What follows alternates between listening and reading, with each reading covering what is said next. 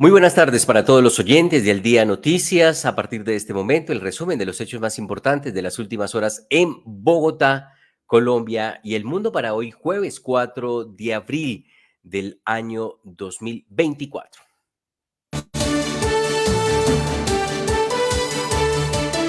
Al Día Noticias con John Didier Rodríguez Marín. La información más importante del momento en Bogotá, Colombia y el mundo. Atención a los hechos más importantes de las últimas horas en Bogotá, Colombia y el mundo. Qué maldita desgracia está haciendo Gustavo Petro para Bogotá y para Colombia, afirmó la exalcaldesa de Bogotá, Claudia López. La Procuraduría investiga al superintendente de salud, Luis Carlos Leal, por intervención a la EPS Sanitas. La Cámara de Representantes citará a control político al superintendente de salud por intervención a EPS. El alcalde de Bogotá, Carlos Fernando Galán, habló sobre la situación en el nivel de los embalses y la calificó como crítica para Bogotá. Aunque en abril llueva más, es probable que sigamos con déficit en los embalses, asegura gerente de XM. Riesgo de apagón en Bogotá y centro de Colombia, advierte el presidente de la empresa de energía de Bogotá. Debe renunciar, según la representante Jennifer Pedraza, la ministra de Ciencias, por una experiencia inflada que presentó en su hoja de vida. Más del 80% del territorio nacional está libre de minas antipersonal. Ladrón en Bogotá que secuestró a una familia en su casa se puso a llorar tras ser atrapado. Murió una mujer de 57 años en medio de un tratamiento estético para las venas varices. Movistar confirma preocupante lesión de Nairo Quintana que pone en vilo el Giro de Italia. Escalofriantes imágenes sobre una grave caída masiva en la vuelta al País Vasco. Vinegar salió en ambulancia. Familia confirmó la muerte del músico Andrés Morales. Había sido reportado como desaparecido. Estas y otras noticias estaremos desarrollando en nuestra emisión de Al Día Noticias. 12 del día, 3 minutos, la Procuraduría anunció investigación al superintendente de salud por intervención a la EPS Sanitas. El Ministerio Público ordenó la apertura de esta investigación a Luis Carlos Leal por la intervención a la EPS Sanitas el pasado 2 de abril. Esta acción se debía a las presuntas irregularidades relacionadas con la toma de posesión e intervención forzosa administrativa de dicha EPS. Así que, en ese sentido, 2 días después de que la Superintendencia de Salud decidió intervenir a la EPS Sanitas, la Procuraduría General de la Nación ha iniciado una investigación en contra del Superintendente Nacional de Salud, Luis Carlos Leal. Esta acción se debe a las presuntas irregularidades relacionadas con la toma de posesión e intervención forzosa administrativa de la EPS Sanitas, así como con la designación de su agente interventor, Duber Dixon Vargas. Así que, en consecuencia, la Procuraduría Delegada considera procedente, en aplicación de los artículos 212 y 213 del Código General Disciplinario, ordenar la apertura de investigación disciplinaria en contra de Luis Carlos Leal Angarita en calidad de Superintendente Nacional de Salud, señala el documento. Y como si esto fuera poco, pues ya la Cámara de Representantes también a nivel político citó a debate de control político al Superintendente de Salud por la intervención a las EPS. La plenaria de la Cámara de Representantes aprobó esta proposición en contra de Luis Carlos Leal. De manera que hay expectativa en ese sentido de lo que ocurrirá en este debate de control político. Mientras tanto, pues hay que decir que la Superintendencia de Salud intervino también en las últimas horas la nueva EPS, una de las más grandes, si no es la más grande del país, tiene 11 millones de afiliados, más los 6 de Sanitas, así que el gobierno en este momento completa 17 millones de colombianos que están en las manos del gobierno. A ver el gobierno qué va a hacer con esas decisiones que va a tomar en ese sentido el gobierno. Aquí está el superintendente de salud, Luis Carlos Leal, a propósito de la intervención de la nueva EPS. Superintendencia Nacional de Salud, en ejercicio de sus funciones de inspección, vigilancia y control, el día de hoy ha tomado posesión de los bienes, haberes y negocios de la nueva EPS. Esto en consonancia con la decisión que también se tomó el día de ayer, dado que es responsabilidad de la Superintendencia Nacional de Salud garantizar que los recursos de la salud primero lleguen a donde deben llegar, Y segundo, que el derecho fundamental a la salud de las personas se respete. Las indicaciones o las orientaciones que el Comité de Medidas ha dado al Superintendente Nacional de Salud para tomar estas medidas son similares a las que encontramos con la EPS Sanitas, donde ninguna de las dos cumple con los requisitos habilitadores financieros para poder ejercer sus funciones, como son el patrimonio adecuado y el régimen especial de reservas técnicas. Así que estos dos indicadores son ejemplo del incumplimiento financiero, pero se han analizado otros indicadores. El aumento dramático de las PQRs, que se traduce en que las personas afiliadas a estas EPS no están viendo una adecuada satisfacción de sus necesidades en salud. Llama la atención que además los pasivos, las deudas que tienen estas EPS con distintas IPS de todo el país han venido aumentando. Caso curioso, el caso de Sanitas, que durante el año pasado incrementó desde mitad de año una deuda de $500 millones para finalizar en casi 2 billones de pesos el año, de acuerdo con las cifras que ellos mismos reportan a la Superintendencia Nacional de Salud. Es importante nuevamente dejar claro que tanto en el caso de Sanitas como en el caso de la nueva EPS, la intención y la medida que se adopta es una medida de intervención especial forzosa administrativa para administrar, lo que implica que el día de ayer se removió, se alejó del cargo al representante legal a la Junta Directiva y a la Junta de Accionistas de la EPS Sanitas, y que el día de hoy se separó del cargo al representante legal a la Junta Directiva y a la Junta de Accionistas de la nueva EPS. Esto no significa que se vaya a despedir a ninguna persona que trabaja dentro de las EPS. Esto no significa que se vaya a liquidar ninguna de las EPS. Esto no significa que se vaya a vulnerar o afectar los contratos con los prestadores o la prestación de servicios de salud para la población colombiana. Al contrario, una vez la superintendencia identifica estas irregularidades y ve con preocupación que se pueda afectar dramáticamente la prestación de servicios en salud, que ya se estaba viendo afectada, repito, por el aumento de las PQRs y además por otros indicadores analizados al interior del Comité de Medidas Especiales de la Superintendencia Nacional de Salud, es que se toma esta medida.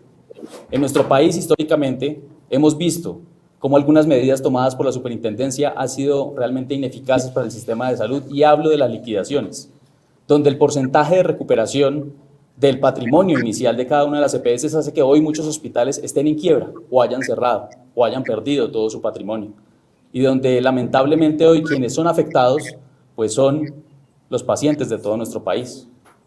Por eso, esta medida es una medida que es preventiva para evitar la liquidación, que precisamente tiende a fortalecer cada una de las EPS que han sido intervenidas para garantizar y proteger el derecho fundamental a la salud de todas las colombianas y de todos los colombianos en todo el territorio nacional. Es importante que este mensaje quede claro para todos los usuarios del sistema. Hoy hubo parte de tranquilidad por parte de nuestra delegada de protección al usuario, que estuvo haciendo presencia en cada uno de los puntos físicos de Sanitas en el territorio nacional y donde se evidenció la prestación de servicios de carácter normal. Este tipo de situaciones deben generar una reflexión al interior del sistema de salud. ¿Es necesario replantear un modelo? ¿Es necesario generar intervenciones oportunas? ¿Es necesario tomar medidas diferentes? La superintendencia hoy tomó una medida diferente. Esta no es una intervención como se hicieron en las intervenciones pasadas. En esta oportunidad se han dictado dos medidas, una medida adicional. Esta medida consiste en la creación de una junta asesora del interventor. Esta junta asesora está conformada por los 5 principales acreedores de cada una de las EPS y está reglamentada por el Estatuto Orgánico Financiero, por el cual se rige la superintendencia para tomar este tipo de medidas. Adicionalmente, el ministro de Salud, Guillermo Alfonso Jaramillo, aseguró que los 17 millones de colombianos de las EPS, Sanitas y nueva EPS pueden estar tranquilos porque se les garantiza el servicio a la salud. Millones de colombianos, supremamente importante, de que deben de tener toda la tranquilidad de que sus afiliaciones, sus cotizaciones a los que están en el régimen contributivo, a los que el Estado les está prestando a través del régimen subsidiado a la salud, pueden estar totalmente tranquilos. Estas intervenciones, como claramente lo ha dicho el señor interventor, el doctor Leal, tienen que ver en el sentido de hacer una prevención para evitar futuros daños que se puedan presentar. En igual sentido, también dijo el ministro de Salud, Guillermo Alfonso Jaramillo, que no es cierto lo que algunos críticos le están endosando, la crisis de la salud a este gobierno, que esta crisis viene desde hace mucho rato. He venido recalcando desde hace mucho tiempo que hay una situación estructural y grave dentro del sistema. No se nos ha escuchado. Nos quieren indilgar algo que no nos pertenece. 2 decretos, uno del 2014 y otro del 2016, creando lo que es el PRI, que es un programa de recuperación institucional, en el 2016, porque todas esas EPS, en su gran mayoría, no cumplían. 2014 se les dio 7 años. El doctor Alejandro Gaviria, que hoy tanto habla, les dio 10 años. Y ustedes han visto cómo de 150 vamos en solamente 5 que cumplen. Solamente 5 que cumplen. Hemos advertido a la saciedad el problema que hay y la situación grave que se está presentando. No hoy. No hoy. Por eso presentamos un proyecto de reforma para decirle a las EPS, ustedes tienen un know-how supremamente importante.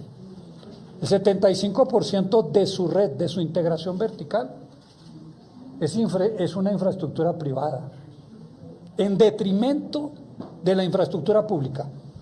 Todo se ha montado sobre la base de acabar la infraestructura pública, que cubre más de 1000 municipios. Si no fuera por la infraestructura pública que hay en los pueblos de quinta y sexta categoría, esa gente estaría sin atención, porque allá no hay mercado. Y porque el sistema funciona sobre el mercado. En donde no hay negocio, no llega la salud, no llega sino el Estado.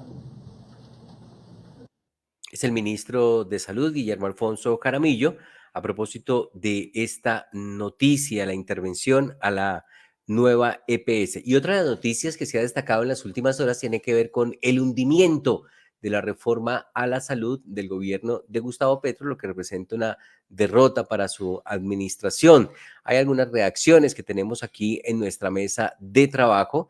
En el caso del senador de la República, David Luna, ha dicho el senador David Luna, celebro el hundimiento de la reforma a la salud del gobierno de Gustavo Petro que hizo la Comisión Séptima del Senado. Lo celebro por los pacientes y porque el presidente no podrá utilizar los recursos de la salud para su campaña reeleccionista, es lo que ha dicho el senador de Cambio Radical, David Luna.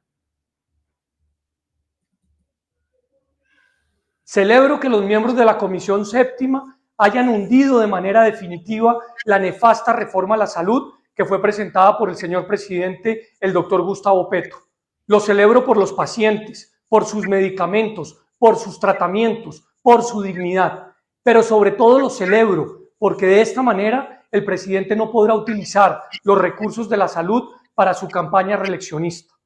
Espero sí que el presidente no siga utilizando acciones revanchistas como la de intervenir las EPS o como la de no brindarle tratamientos oportunos a los que lo necesitan, o sea, a los enfermos. Y por último, estamos listos a trabajar conjuntamente en una reforma que verdaderamente resuelva problemas del sistema de salud para que haya una atención más expedita y para que los médicos, enfermeras y auxiliares tengan una mejor vida. Es el senador de la República, David Luna. También hay reacción del representante a la Cámara, Andrés Forero. Rinde fruto el trabajo que se hizo con otros representantes durante un año para frenar la reforma a la salud, aseguró Andrés Forero. A pesar de esto, no podemos celebrar porque el gobierno de Gustavo Petro la está implementando a las malas a través de las intervenciones de la Superintendencia de Salud ha dicho el representante a la Cámara por Bogotá, por el Centro Democrático, Andrés Forero. Rinde fruto el trabajo que hicimos con otros representantes a la Cámara durante prácticamente un año tratando de frenar la reforma a la salud y advirtiendo sobre sus inconvenientes. Y es que hoy ha sido archivada esa reforma en la Comisión Séptima del Senado de la República con 9 votos de 14. A pesar de eso, no podemos celebrar, porque lamentablemente el gobierno está tratando de implementar a la fuerza, a las malas, de facto esa reforma a través de intervenciones arbitrarias de distintas EPS. Ya lo hizo con Sanitas, aparentemente está haciendo lo mismo con la nueva EPS. Y por esa razón, ahora que esto fue hundido en el Congreso, tenemos que adelantar un ejercicio jurídico para tratar de revertir esas decisiones y seguir defendiendo la salud de los colombianos. El rol de las altas cortes va a ser fundamental en esta nueva etapa para evitar que Gustavo Petro acabe con el sistema de salud y con la salud de los colombianos. Ahí estaba el representante de la Cámara, Andrés Forero. También hubo pronunciamiento de Olga Lucía Velázquez del partido Alianza Verde. Ella era de las congresistas que le hacía fuerza a la aprobación de esta reforma. Dice que lamento profundamente el hundimiento de la reforma a la salud, dice Olga Lucía Velázquez. Se perdió una gran oportunidad. Era el momento de aprobar un modelo de atención basado en el paciente y no en la factura, y donde se cambie la forma de pago y se tenga la certeza a dónde van los recursos, dice la representante a la Cámara por Bogotá por el partido Alianza Verde, Olga Lucía Velázquez. Lamento profundamente el hundimiento de la reforma a la salud. Creo que se ha perdido una gran oportunidad, porque era el momento de decirle al país que necesitamos un nuevo sistema de salud, un nuevo modelo de atención en salud, un modelo de atención basado en la atención primaria, donde la salud esté centrada en el paciente, no en la factura, donde se crean redes integrales e integradas de prestación de servicios, un nuevo modelo donde se cambie la forma de pago, donde los recursos que se invierten, que son recursos públicos, que el año pasado llegaron casi a los 90 billones de pesos, pues tengamos la certeza de a dónde van. Aquí hay un velo corporativo que tienen las EPS que no sabemos exactamente cómo se distribuyen los recursos. Así que lo lamento porque es una oportunidad perdida para el país. Sin embargo, creo que hay que volver a intentarlo, hay que volverlo a presentar. Aquellos que dicen que las EPS son perfectas, yo ni soy ni a favor ni en contra de las EPS. Lo que sí es cierto es que cada gobierno se han acabado varias EPS. Por ejemplo, en el gobierno de Andrés Pastrana, 31 EPS. En el gobierno de Álvaro Uribe Vélez, 52 EPS. En el gobierno de Juan Manuel Santos, cerca de 24 EPS. En el gobierno de Iván Duque, 11 EPS. Es decir, eso demuestra, y a hoy solamente nos quedan vigentes 26 EPS, de las cuales solo 5 cumplen con los indicadores financieros, según un informe de la Contraloría, es decir, un ente de control independiente. De tal suerte que tapar el sol con las dos manos es imposible, y decir que el sistema es perfecto que tenemos y que las EPS son perfectas, pues es una mentira. No, si no, no tendríamos este declive de los últimos 30 años de implementación de la Ley 100, que nos demuestra cada día que ya tenemos es que reevaluarlo, hacerle una reingeniería y centrar por fin la salud en el paciente y no en la factura, no en el dinero. Hoy está mercantilizado la salud, así lo quieran negar. Hoy no tenemos un servicio de salud centrado en garantizar la salud de las personas. Entonces, yo sí lo lamento, en realidad lo lamento, pero además lamento también que no podamos formalizar el talento humano en salud. Son los que más sufren, contratos de 3 meses, de 1 mes, de 15 días, es inhumano, injusto, miserable que no podamos garantizar a través de esta reforma una verdadera estabilidad laboral con salarios justos y dignos para los trabajadores de la salud. Es la representante a la Cámara por Bogotá, Olga Lucía Velázquez. Por su parte, también la representante de la Cámara, también del Partido Verde, pero en oposición, Catherine Jubinao, dijo: el archivo de la reforma a la salud no es un festejo, es la tragedia de un gobierno sectario e incoherente con su propia promesa de diálogo nacional, uno que jamás estuvo dispuesto a escuchar.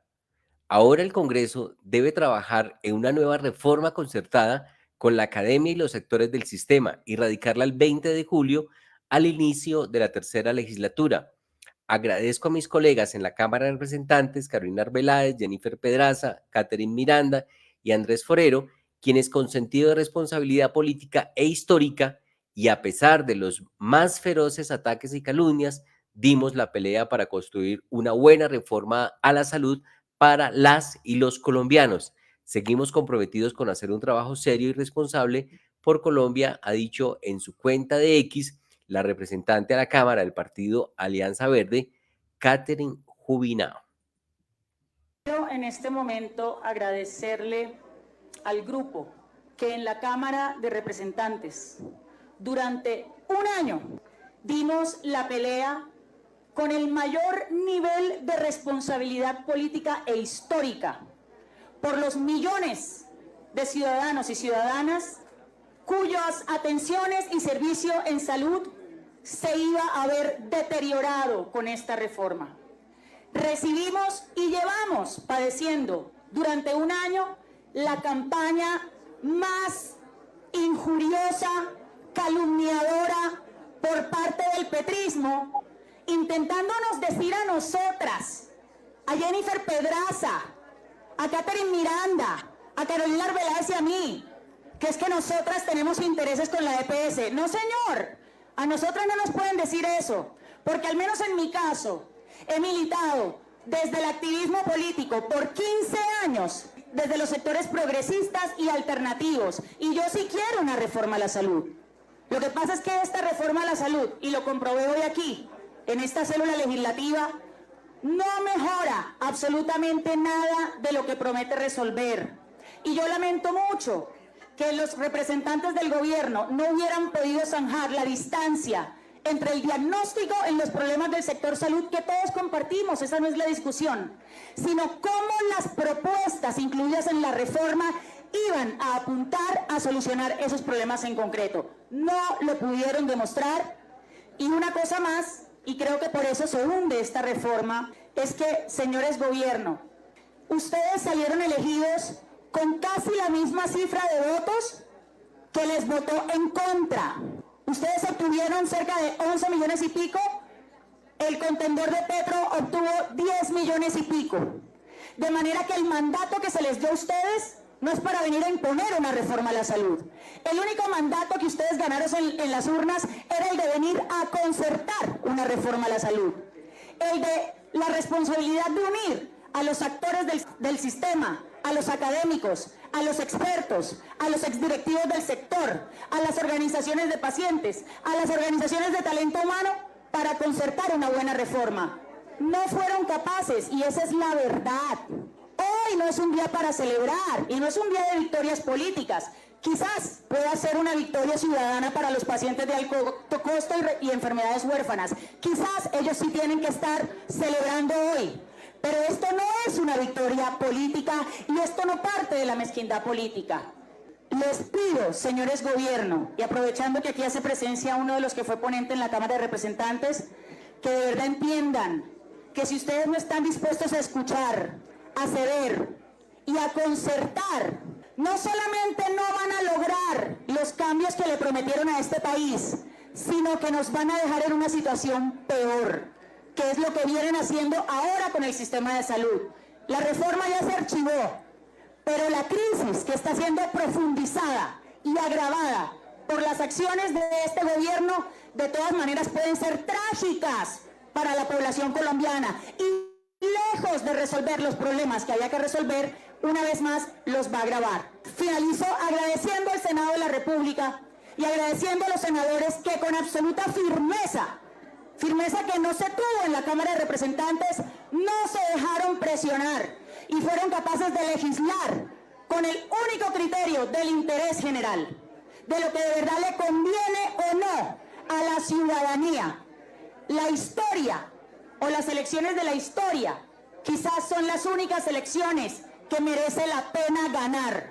Aquí nadie debería estar pensando en las próximas elecciones. Aquí tenemos que pensar en las próximas generaciones. Y el hundir esta reforma, archivarla, que era una reforma mala, que era una reforma ideologizada, que era una reforma radical, que no respondía a ninguno de los problemas ni financieros, ni de la atención, ni de la calidad, ni del talento humano en salud, ni siquiera la meritocracia en los hospitales públicos pudo resolver esta reforma. Es decir, esta reforma no resolvía nada. Pues ojalá que ahora sí, y hago la invitación respetuosa a esta célula y a la Cámara de Representantes también, tengamos la oportunidad de liderar como Congreso de la República, porque que le quede claro al país, aquí el único con iniciativa para una reforma a la salud no es el gobierno. El Congreso puede, en concurso entre los partidos políticos, construir ahora sí una mesa de concertación nacional para una reforma a la salud concertada con los expertos, con los conocedores del sector y presentarla el 20 de julio. Ahí estaba la representante a la Cámara, Catherine Jubinado, del partido Alianza Verde, en su discurso diciendo que esta reforma a la salud del gobierno era muy mala y que por eso se tenía que negar por parte de la corporación y que es la oportunidad para que ahora seguramente se pueda, en ese sentido, pues tramitar una nueva reforma a la salud. Pero hay preocupación porque incluso estamos viendo aquí en X una serie de trinos de mucha gente que dice que prácticamente dice Paloma Valencia a su cuenta de X. Me dicen que mañana intervienen a Confandi y el viernes a Sura. Y se decía que nueva EPS también. Bueno, esa se concretó. De manera que aparece en la baraja de posibilidades Confandi, que esta es del Huila o puede ser la del Valle del Cauca, y el viernes Sura, que es una de las más sólidas e importantes del país. Así que en ese sentido. Bueno, y también se estaba hablando de Capital Salud, que sigue Capital Salud. Por eso tenemos una reacción del alcalde mayor de Bogotá, Carlos Fernando Galán, dice: el camino para Capital Salud no debe ser la intervención, sino seguir con el plan de mejoramiento, ha dicho el alcalde Carlos Fernando Galán. La EPS de Bogotá tuvo medida de vigilancia desde el 2015, se levantó y se definió plan de mejoramiento que se ha venido cumpliendo. En febrero se aprobó una capitalización, ha dicho el alcalde mayor de Bogotá, porque dice que no, que el camino no es la intervención, que el camino es seguir acompañando el plan de mejoramiento de la EPS de la capital de la República. Capital Salud, yo lo expresé ayer, varios medios me preguntaron por la versión según la cual habría una intervención inminente de Capital Salud. Lo que hemos manifestado es que Capital Salud tuvo una medida de vigilancia especial en el año 2015, duró 7 años, se levantó y se definió un plan de mejoramiento que se ha venido cumpliendo.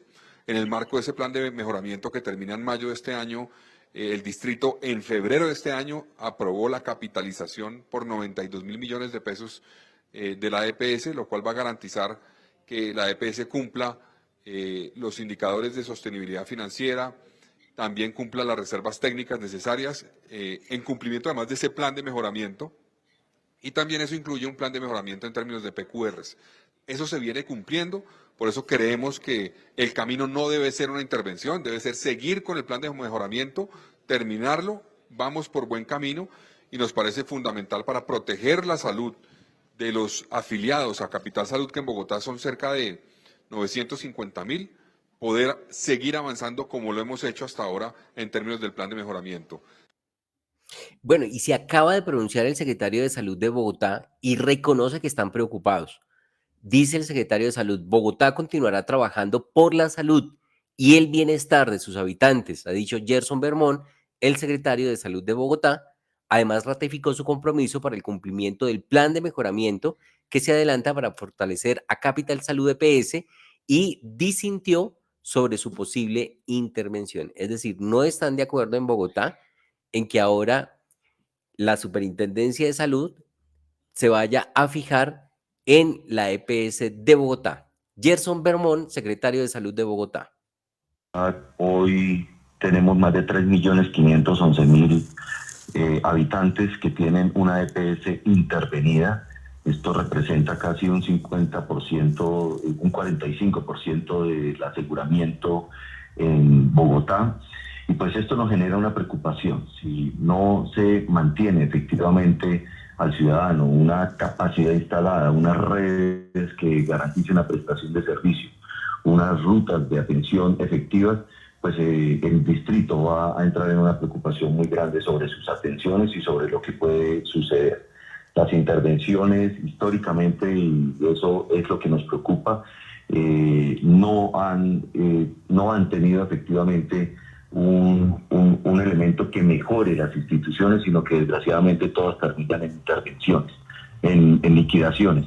Y eso, por supuesto, preocupa también, debe preocupar a los prestadores, porque las liquidaciones han dejado unas pérdidas millonarias en los prestadores. Así que hay una alta preocupación y tendremos que estar muy atentos a cómo se van a dar las intervenciones, los interventores y las capacidades que estos tengan para garantizar una red tan grande como la que tiene Bogotá. 3.500.000 es cualquier grupo de países de Centroamérica, no es en cuanto a población, es una preocupación muy grande. Pues consideramos que romperían sus propios principios. Tenemos un plan de mejoramiento que lleva 7 años desde una intervención directa, la cual ya fue levantada, y se está construyendo y se construyó un plan de mejoramiento que tiene en este momento 21 hallazgos y 122 acciones que se han ido mejorando. Hasta el momento tenemos un acompañamiento de la Superintendencia de Salud con unos cumplimientos a 31 de diciembre del 97% de estos estándares. Uno de los más complejos era la capitalización, y desde el primer día de gobierno del alcalde Carlos Fernando Galán y este secretario tomaron la decisión de capitalizar Capital Salud con 92.250 millones de pesos, que no es para pagar deudas. Capital Salud no tiene deudas con prestadores relevantes, sí las tiene por supuesto de cuenta corriente, pero el recurso que se necesita es precisamente para cumplir los indicadores financieros, y ya se han hecho todas las tareas que la misma superintendencia nos ha puesto. Así que sonaría ilógico una intervención cuando tenemos una mesa de trabajo con ellos mismos y donde se está cumpliendo a cabalidad todos estos indicadores. Y si la intervinieran, que ojalá no sea así, estaríamos hablando de 4.500.000 usuarios en Bogotá intervenidos. Y déjenme decirle, el sistema de salud contempla un principio de descentralización administrativa, de complementariedad, de concurrencia, los cuales ya se están viendo comprometidos y se concentran en un solo actor. Esto es preocupante, pues resta eficiencia en la administración y se pone ya en riesgo el derecho mismo que ellos dicen defender. Si centralizamos todas las atenciones en la Superintendencia de Salud, creo que vamos a tener un problema en los territorios. El sistema, precisamente eso es un sistema de salud, cada uno en su rol, cada uno haciendo su tarea. El Ministerio de Salud siendo quien reglamenta, quien da línea, quien es el órgano rector. La superintendencia es la que vigila, la que hace la inspección, la vigilancia y el control. Y por supuesto hay un sistema donde están unos aseguradores y donde están unos prestadores. Si se concentra todo, ahora el Ministerio de Salud no se puede volver prestador de salud. En la Superintendencia de Salud, quien es la que vigila, ahora es prestadora de salud, es aseguradora. Entonces se están concentrando los diferentes roles en los diferentes actores, y creo que no estamos preparados para ese rol. Los entes territoriales no somos prestadores, también tenemos nuestro rol. Por eso se habla efectivamente de la concurrencia, por eso se habla de trabajo en equipo, por eso se habla de cooperación en el marco de un sistema. Pero si concentramos las intervenciones, quien va a sufrir es el paciente, quien va a tener dificultades es el usuario realmente. Hoy la Superintendencia de Salud está a cargo ya en la prestación del servicio a través de interventores, por supuesto, de más de 16 millones. Ayer fue un ejercicio donde asumió la responsabilidad de 16 millones de usuarios en todo Colombia y asumió la responsabilidad de 3.500.000 usuarios en Bogotá. Entonces, por eso hablo de la concentración en un solo actor que preocupa en el marco de un buen sistema de salud y que puede terminar en la vulneración de derechos fundamentales de los usuarios. Es Gerson Bermón, el secretario de Salud de Bogotá, expresando su preocupación por la posible intervención que pueda llegar a ocurrir por parte del gobierno a la EPS pública de Bogotá. Dice que se están haciendo las tareas, que no tendría sentido que la intervinieran cuando se tiene una mesa de trabajo y se están cumpliendo con los objetivos trazados. 12:36 minutos. Jardín Infantil Amishi. Más que un jardín infantil, somos un centro de experiencias. Pensamos en tu hijo, pensamos en su desarrollo, respetamos sus procesos de aprendizaje, diseñamos actividades que potencian su fantasía e imaginación. Tenemos experiencias que despiertan su curiosidad. Vivimos experiencias para aprender, para divertirse y para descubrir que ser un niño es ser feliz. Jardín Infantil Amishi, ubicado en Nicolás de Federman. Teléfono fijo 601-530-3382. WhatsApp 311-510-8722. Y en redes sociales, Instagram y Facebook, @Jardín Infantil Amishi. Porque ser niño es ser feliz. Al Día Noticias, Economía. Hay noticias de la economía, el dólar con tendencia a la baja. Margaret Calvo, muy buenas tardes. John Didier, 12:37 minutos de del mes 4 de 2024. El dólar, que el año pasado nos tenía en alza, que hasta dónde va a llegar, que llegará a los 5.000, pues en este momento está, según algunos incluso dicen, caída libre, está descendiendo y encontramos, ahora lo vamos a ver, divisas que se pueden cambiar o vender o comprar hasta en precios nunca antes imaginados en los últimos tiempos. Pero, ¿qué ocurre? La tasa representativa del mercado, la TRM, que es la que se marca por día, hoy amaneció, cerró ayer y amaneció hoy, siempre es del día anterior al posterior, en 3.812,13 centavos. Esto significa un ajuste en una disminución del 33,9 centavos con respecto al valor previo. Recordemos que el más bajo que hemos tenido en los últimos años, hablemos de épocas de pandemia para acá, es junio 9 de 2022.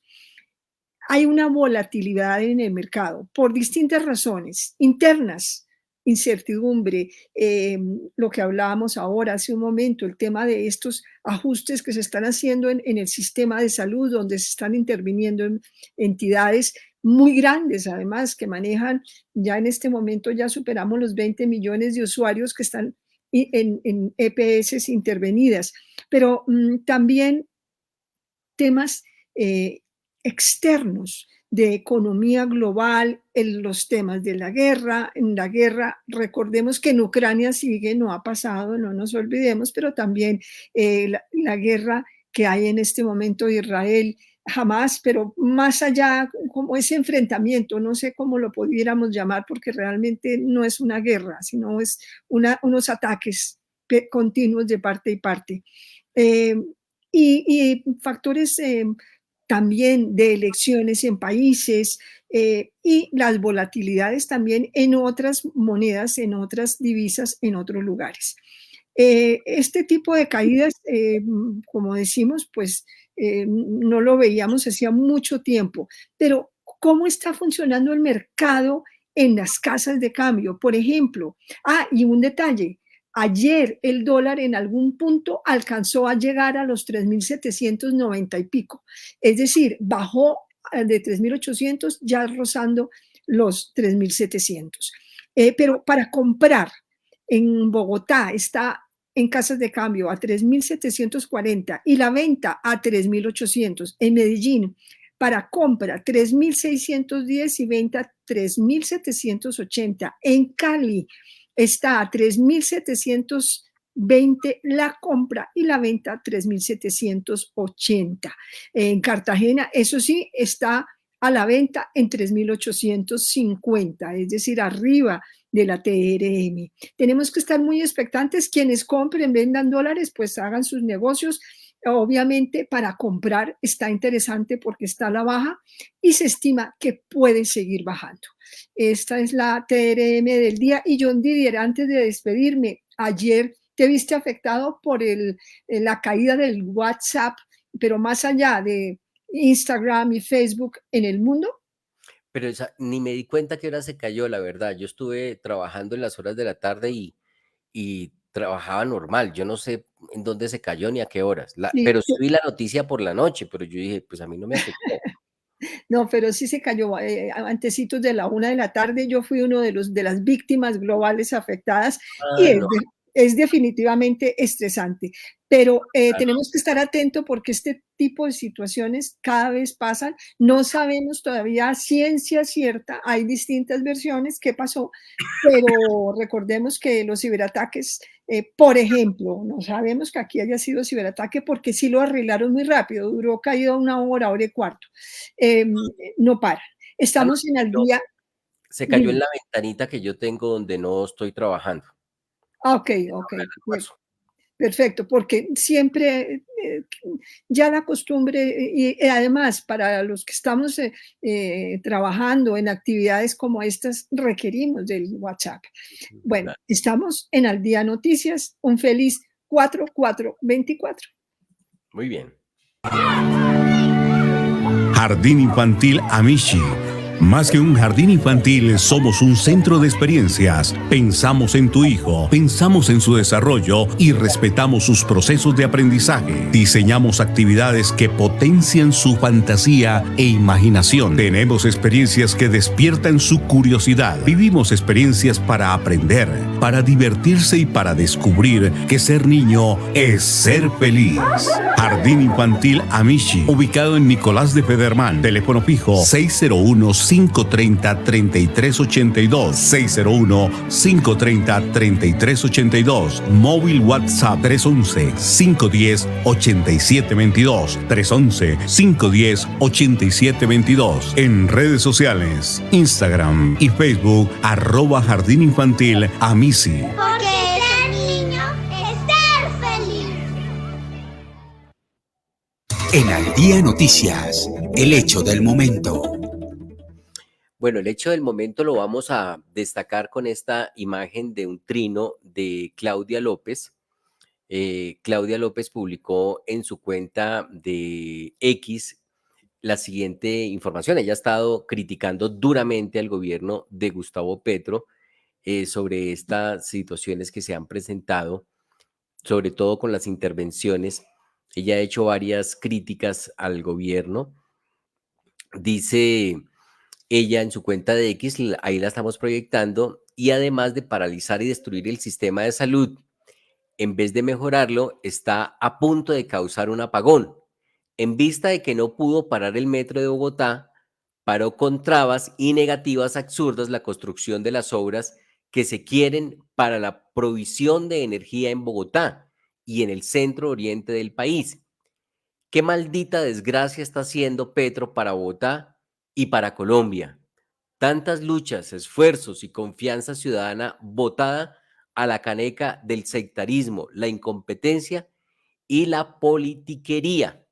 Y aparece ahí como una columna en el diario El Tiempo de que ella relaciona sobre los cortes de energía en Bogotá, que está en este momento, en el momento tenemos esa noticia también sobre la posibilidad de los cortes de energía. Bueno, ahí está el trino de ella. Ya ella había hecho otra serie de declaraciones. Vamos a ver si de pronto tenemos acá esa declaración. Otra que ella había dado, creo que nosotros la habíamos destacado en nuestra emisión de Al Día Noticias, pues no es la primera que entrega ella sobre la administración de Gustavo Petro, pero esa serie de trinos han permitido que a ella le recuerde, sobre todo Vicky Dávila desde Revista Semana, que ella eligió este gobierno y que ella estaba feliz por la elección de Gustavo Petro. Lógicamente no puede votar por una persona también, pero también tiene derecho a arrepentirse, a decir, hombre, me equivoqué, yo confié en que usted lo iba a hacer bien y mire que usted no lo ha hecho bien. Esa podría ser la posibilidad de Claudia López. Entonces, no le creen a Claudia López que ahora esté criticando al gobierno de Gustavo Petro. Así la dijimos, creo que ayer, con este trino que ella publicó, sarta de irresponsables, sobre un full del Ministerio de Salud, donde aparece Luis Carlos Leal, el ministro de Salud, Guillermo Alfonso Jaramillo, y el director de la ADRES. Dice, sarta de irresponsables, la intervención tiene como objetivo chantajear al Congreso, o salvan la petrorreforma a la salud, o siguen tomándose el sistema a la brava. Ni con el Congreso ni Colombia pueden ceder a semejante chantaje. El daño ya está hecho, hundan esa reforma ya. Eso lo escribió el 3 ayer, lo registramos, y ya hoy pues aparece diciendo que Gustavo Petro es una maldita desgracia para Colombia. Estoy leyendo textualmente lo que ella acaba de escribir en su cuenta de X, y que con la que estamos dando pues el titular a esta emisión de Al Día Noticias, porque seguramente muchas personas estarán pensando como ella, qué maldita desgracia está haciendo Gustavo Petro para Bogotá y para Colombia, afirmó Claudia López en esta, y ahí está el trino que ella puso en su cuenta de X. Pues hay que decir que eso le relacionan en esa publicación una columna del diario El Tiempo, donde se habla de racionamiento en Bogotá. Y es que la situación de los embalses es crítica. Lo habíamos advertido hace 2 semanas acá en una pregunta que le hicimos al alcalde sobre el nivel de los embalses. Y ya pues se ha pronunciado nuevamente el alcalde de Bogotá, Carlos Fernando Galán. Hoy lo volvió a hacer. Dice que la situación a nivel de los embalses es crítica. El alcalde de Bogotá, Carlos Fernando Galán, aseguró que ya estudian medidas que se van a tomar junto al gobierno nacional en el corto plazo. Así que ha sido una declaración que ha hecho desde la localidad de Usme por parte del alcalde Galán sobre los embalses. Embalses. Yo lo que quiero decir y aprovechar este espacio para decir, la situación es crítica en términos del nivel de los embalses para Bogotá. Nosotros desde el mes de enero hicimos un llamado muy insistente de ahorrar agua, logramos un ahorro, no ha sido suficiente ese ahorro. No ha sido suficiente, además tenemos una situación climática que no nos ha ayudado para nada. El fenómeno del Niño ha sido muy fuerte y eso ha llevado a una situación crítica de los embalses. Entonces nosotros tendremos hoy la oportunidad de hablar con el Gobierno Nacional. Ayer tuvimos una reunión, estamos analizando medidas para tomar que anunciaremos la semana entrante, porque la situación, como les digo, en términos del nivel de los embalses es crítica. Bueno, ahí está entonces la información del alcalde confirmando algo que ya nos había dicho aquí en estos micrófonos del Día Noticias. El alcalde de Bogotá, Carlos Fernando Galán, se refirió al difícil panorama que se vive en el país por cuenta de la escasez de lluvias que ha generado una disminución en los niveles de los embalses. Pero recordemos que él nos ha dicho que puede ser una situación el tema del nivel de los embalses y otra la infraestructura que hay y que se requiere adelantar y ejecutar una serie de proyectos para poder garantizar el transporte de la energía. Sobre la situación en la capital del país, señaló que desde el pasado mes de enero elevaron una llamada a la ciudadanía de hacer un ahorro en las casas. Reconoció que los esfuerzos en estos primeros 3 meses del 2024 no han sido suficientes para hacerle frente a la situación. Y antes de ir con otra declaración, porque tenemos ya declaración de la CAR, también en ese sentido, tenemos otra noticia de XM, que es la empresa que administra la energía en Colombia. Aunque en abril llueva más, es probable que sigamos con déficit en los embalses, ha dicho el gerente de XM.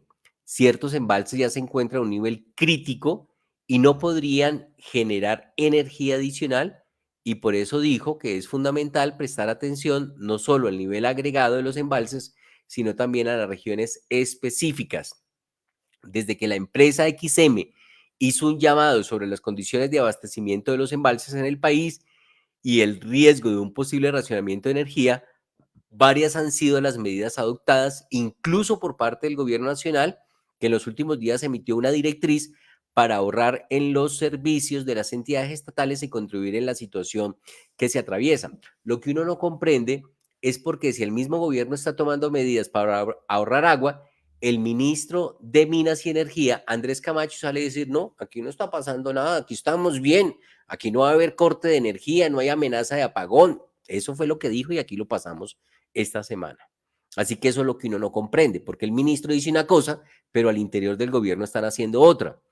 Así que la gerente de XM, María Noemí Arboleda, comentó que actualmente los embalses se encuentran en un nivel bajo, alrededor del 31.4%, debido a los meses de sequía que se han experimentado, y aunque en algunas regiones del país ha comenzado a llover con más frecuencia, la recuperación llevará tiempo, pues se necesita que las condiciones de alta lluviosidad continúen durante varias semanas, y sobre todo en unas regiones del país donde prácticamente los embalses están muy por debajo del promedio, están en el 27%, y si bajan un poquito más ya no pueden generar energía, y ahí se va a afectar la totalidad de la generación que hay en Colombia.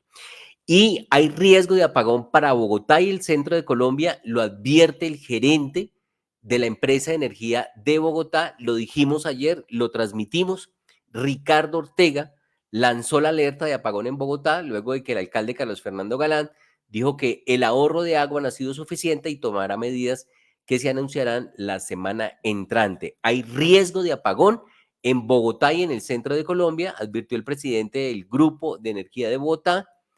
No tenemos en el centro del país suficiente energía para abastecer la región y dependemos de las líneas de transmisión que traigan de otras partes, sostuvo el funcionario, recalcando que el Guavio tiene apenas un 4% de agua.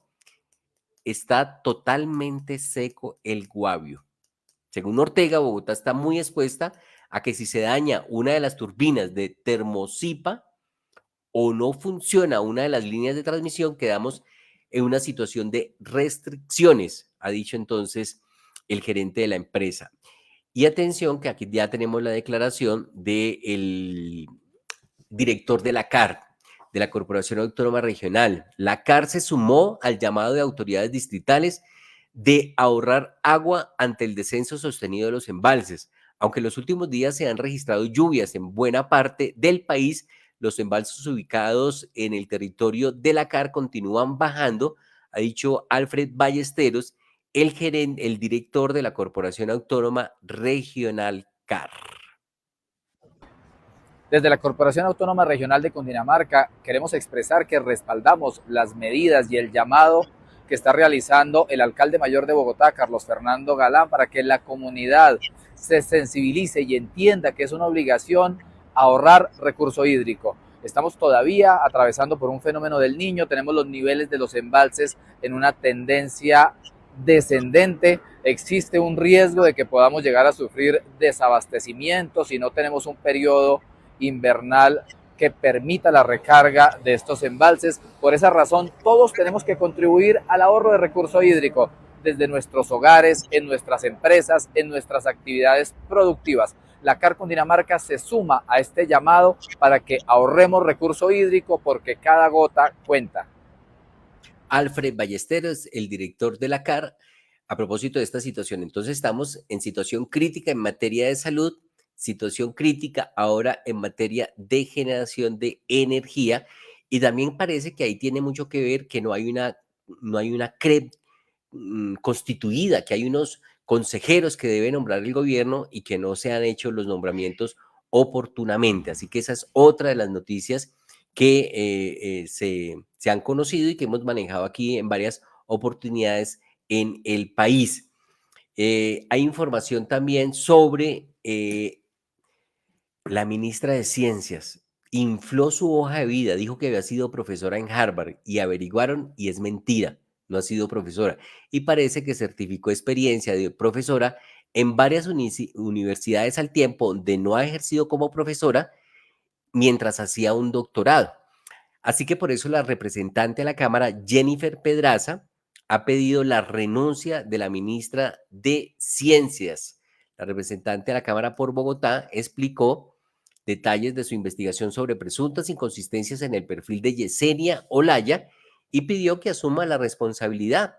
Por eso la ministra de Ciencias, Yesenia Olaya, enfrenta una nueva polémica por cuenta de las inconsistencias que habría registrado en su hoja de vida en relación con su experiencia docente con prestigiosas universidades en Colombia y otros países. La representante de la Cámara, Jennifer Pedraza, de Dignidad y Compromiso, reveló en medio de un debate de control político en el Congreso que la funcionaria habría inflado el tiempo Y el perfil, pues, por ejemplo, dice que fue profesora en Harvard, pero simplemente habría participado de un seminario de investigación de 48 horas.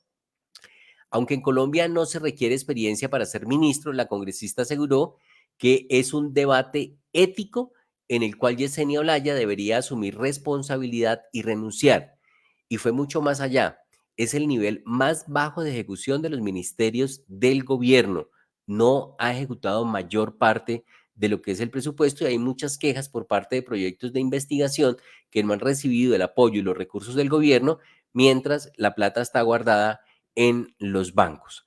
Así que lo que pasa es que la ley en Colombia no exige ningún tipo de experiencia, ni siquiera títulos en formación académica particular para tener el cargo de ministro. No era una obligación que la ministra presentara una experiencia determinada, lo cual hace que sea aún más extraño y particular que la ministra decida mentir en su hoja de vida, pero sí es un debate ético. Si esto pasara en un país que se tomara la ciencia y la tecnología en serio, la ministra debería de renunciar, ha dicho la representante de la Cámara, Jennifer Pedraza. Las 12 del día 57 minutos, estamos en Al Día Noticias. Vamos a una pausa y ya regresamos con más noticias, más información. Autosur, con más de 25 años de experiencia en mantenimiento de vehículos diésel y gasolina, cuenta con laboratorio para diagnóstico, mantenimiento y remanufacturación de sistemas de inyección, turbos y todo tipo de automotores diésel. Autosur, confiabilidad absoluta en el trabajo a precios altamente competitivos. Autosur, en la carrera 78G, número 16D59, Barrio Paraíso, Bavaria. Comuníquese al 314-463-2513, 311-288-1718. Autosur. Ya tenemos en Colombia las 12 del día 57 minutos. Hay noticias judiciales en Bogotá. Un duro golpe contra el tráfico de estupefacientes en Usme, propinado a las autoridades de Bogotá. El general José Daniel Gualdrón, comandante de la Policía de Bogotá, y la directora seccional de Fiscalía, Leonor Merchán, entregaron resultados y detalles sobre el contundente operativo en la capital del país, que tuvo lugar en las últimas horas en el sur de la capital colombiana. Según dijo el comandante de la Policía Metropolitana de Bogotá y también la directora seccional de Fiscalías. La operación Bogotá Camina Segura, en articulación con la Fiscalía General de la Nación, la Alcaldía Mayor, nuestras capacidades de inteligencia, Policía Judicial, el Modelo Nacional de Vigilancia Comunitaria por Cuadrantes, damos golpes contundentes contra estructuras criminales dedicadas a la venta de estupefacientes, al tráfico y a los sicariatos por la retoma de estas líneas. 7 meses de investigación de nuestros policías que estuvieron trabajando minuto a minuto en las calles, entre calles y la identificación de las ollas que hoy en día allanamos y también de la residencia de las personas que se dedicaron o que se dedican a la venta y al control de las áreas de estupefacientes. Fueron 12 diligencias de allanamiento con 13 capturados. Entre los capturados destacamos la captura de Arias Bryan, que es el cabecilla principal de esa estructura criminal y también sicario de la organización. Además, también tiene vigente una orden de captura por homicidio cometido en el año 2021. El almacenamiento y clasificación, dosificación, distribución de estupefacientes, el encargado de estas estructuras era Sebastián, Carmen y Lucho. Este es un gran resultado que se presenta con ocasión a una gran articulación que se ha tenido entre la Policía Judicial SIJIN y la Fiscalía General de la Nación. Es un importante resultado que se da después de 7 meses de trabajo investigativo en el cual la Fiscalía General de la Nación logra obtener elementos materiales probatorios técnicos. Contamos entre ellos con interceptaciones, vigilancias, inspecciones, agentes encubiertos que permitieron no solamente la identificación y la captura hoy de estas personas, que en las próximas horas serán presentados ante un juez de control de garantías para la respectiva legalización de su captura, imputación a cargos y la solicitud de medida de aseguramiento. Asimismo, destacar pues que se logra con ocasión a esta intervención la captura del líder, como ya lo señaló el señor general, y quien también tiene una orden de captura vigente en su contra por el delito de homicidio al que será llamado a imputación posterior a esta judicialización. Ahí estaba entonces la información de la Fiscalía con Leonor Merchan, la directora seccional de Fiscalías. Hay noticia de último minuto del Metro de Bogotá con relación a la información periodística publicada esta mañana por la emisora W Radio, titulada "Consorcio podría tardarse 4 años completando estudios y diseños del Metro de Bogotá". El consorcio supervisor de la primera línea del metro, Interventoría de la primera línea del metro de Bogotá, se permite aclarar: 1. El contrato de concesión dividió los diseños en 2 grandes grupos así: estudios y diseños de detalle principales, otros estudios y diseño de detalle.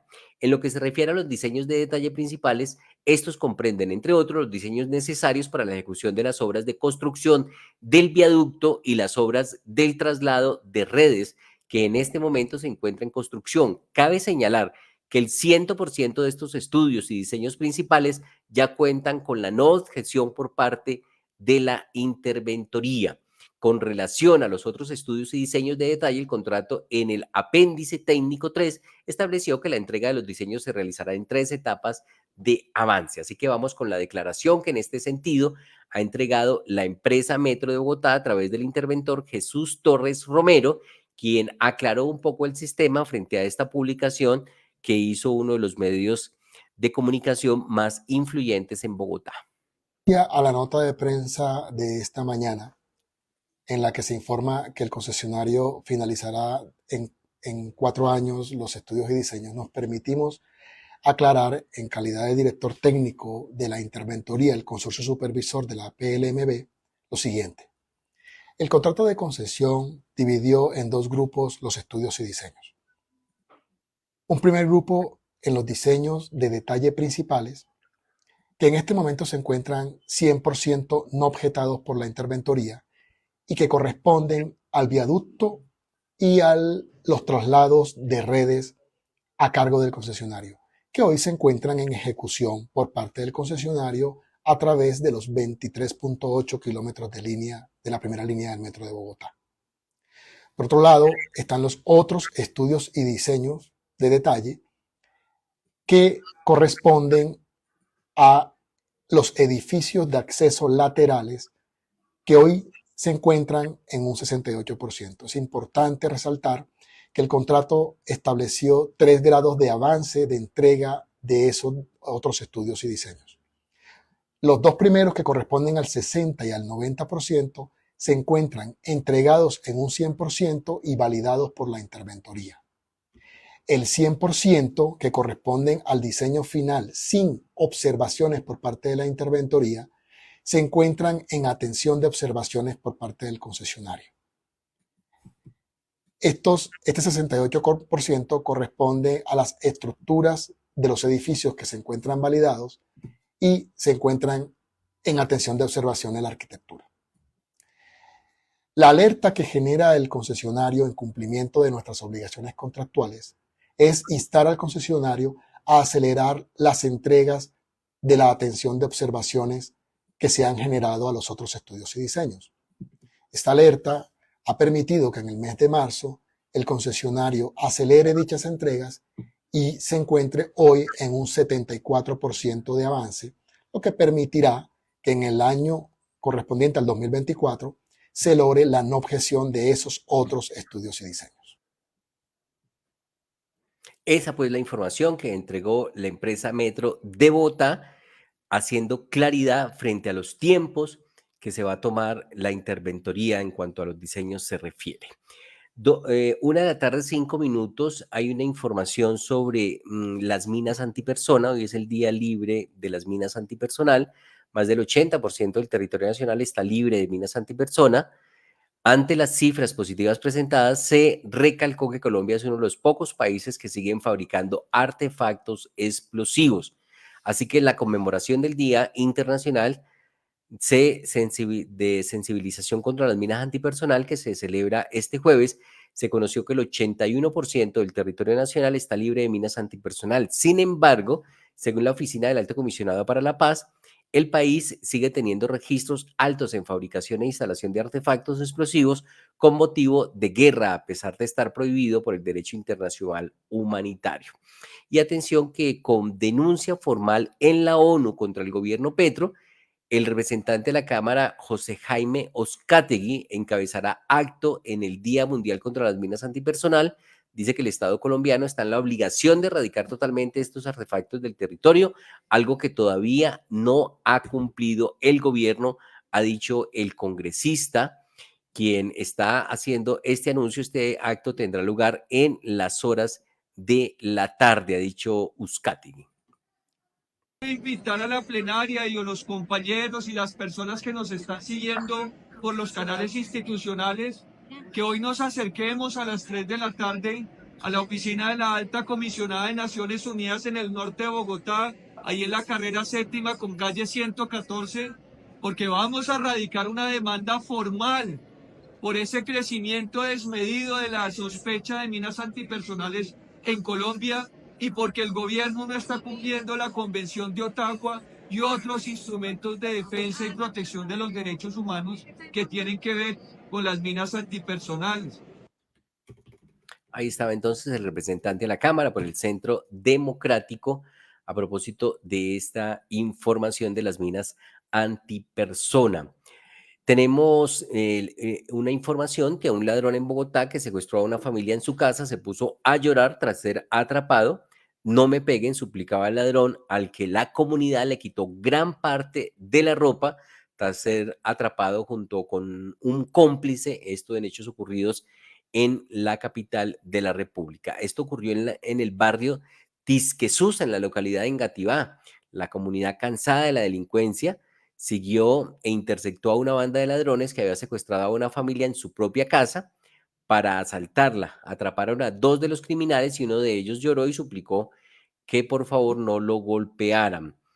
Una mujer de 57 años murió de un tratamiento estético para las varices. La mujer se sometía a un procedimiento estético no quirúrgico para tratar la aparición de las venas varices y murió en la segunda sesión cuando le aplicaron una inyección. Movistar confirmó una lesión de Nairo Quintana que podría poner en peligro su participación en el Giro de Italia. El boyacense sufrió una fuerte caída en la última etapa de la Vuelta a Cataluña, la cual le impidió disputar la Vuelta al País Vasco.